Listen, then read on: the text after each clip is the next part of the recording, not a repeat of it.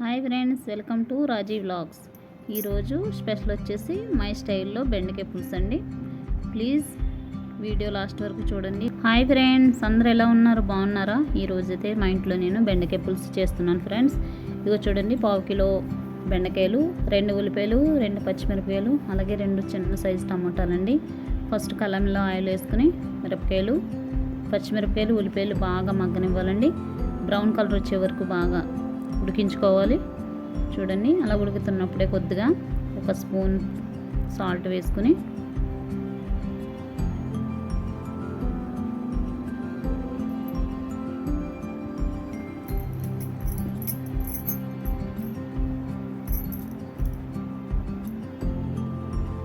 బాగా కలుపుకోవాలండి.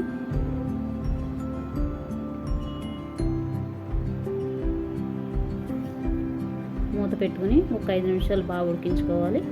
చూడండి, బ్రౌన్ కలర్ వచ్చేలా మగ్గిపోని అందులో ఒక చిన్న స్పూను పసుపు వేసుకోవాలి. బాగా కలుపుకొని అలాగే అల్లం వెల్లుల్లి పేస్టు ఒక 1/2 స్పూన్ వేసుకోవాలండి. ఎందుకంటే బెండకాయలు కొంచెం పచ్చి వాసన రాకుండా కొంచెం బాగుంటుంది, కర్రీ టేస్ట్ బాగుంటుంది అని వేసేసానండి. కొద్దిగా అల్లం వెల్లుల్లి పేస్ట్ వేసాను, పసుపు, ఉప్పు వేసి ఉల్లిపాయలు బాగా కలుపుకొని ఒక 5 నిమిషాలు మగ్గనివ్వాలండి.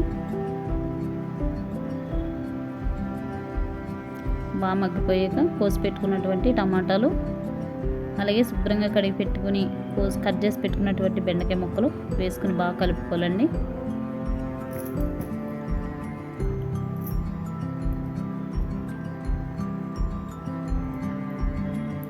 వాటిని మంట సిమ్లో పెట్టి ఒక 10 నిమిషాలు బాగా మగ్గనివ్వాలండి. చూడండి, బాగా ఉడికిపోయి కూరగాయలు మొత్తం, అలాగే కొద్దిగా చిన్న నిమ్మ సైజు అంత చింతపండు అండి. చూడండి, బాగా చిన్నగా, ఎందుకంటే టమాటాలు వేసాం కాబట్టి ఎక్కువ వేసుకోకూడదు, పులుపు వచ్చేస్తుంది, కర్రీ పుల్లగా ఉంటుందండి, అలా బాగోదు.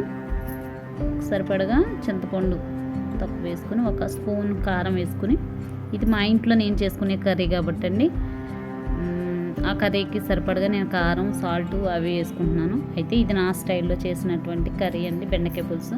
అలాగే కొద్దిగా ధనియాల పౌడర్, నేను ప్రతి కర్రీలో కూడా కొద్దిగా అల్లం వెల్లుల్లి పేస్ట్ అలాగే ధనియాల పౌడర్ కూడా వాడతానండి, ఎందుకంటే టేస్ట్ బాగుంటుంది. మీరు ఎలా చేసుకుంటారో కూడా ప్లీజ్ కామెంట్ చేయండి. ఒక 10 నిమిషాలు కారం, పసుపు, ఉప్పు అన్నీ కలిపినటువంటి కూరగాయల్లో బెండకాయ ముక్కలు బాగా పట్టేలాగా ఒక 10 నిమిషాలు బాగా మగ్గనివ్వాలండి. చూడండి, వెంటనే వాటర్ పోసుకోకూడదు. కొద్దిగా కలుపుకొని కూరకు సరిపడినంతగా, నేనైతే 1 గ్లాస్ వాటర్ తీసుకున్నానండి.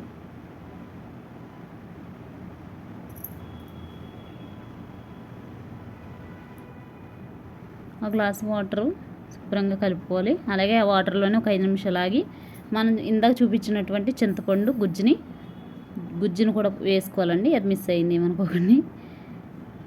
ఆ గుజ్జు కూడా వేసుకుని బాగా కలుపుకోవాలండి. లైట్గా కరివేపాకు పైన జిమ్ముకొని, నేను కరివేపాకు ఎప్పుడైనా కూర ఉడుకుతున్నప్పుడు వేస్తానండి. ఫస్ట్ ఆయిల్లో వేయను, ఎందుకంటే మాడిపోద్ది, దాని టేస్టు అది బాగోదని వేసి నేను ఉడికే కూరలో అలా పైన వేసుకుంటానండి. చూడండి, బాగా ఉడికిపోయింది కర్రీ వచ్చేసి.